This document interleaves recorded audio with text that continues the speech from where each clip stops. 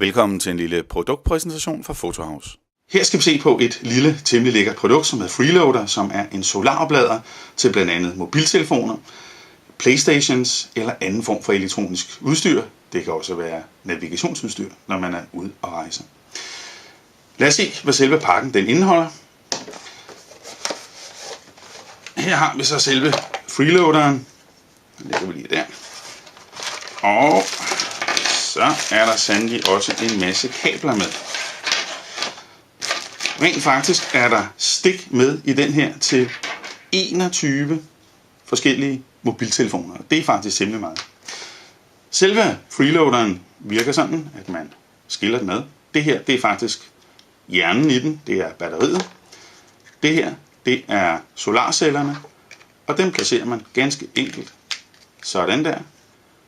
Og hvis man kan se det, så kommer der lys i dioderne herude her, og så er den allerede gået i gang med at oplade.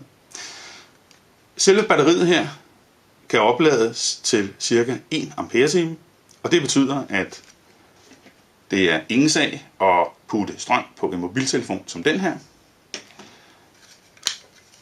Piller vi vingerne af, skulle det være en gråvejrsdag, og siger, jamen, jeg har stadigvæk brug for noget ekstra strøm på min tur, jamen så er det ikke noget problem.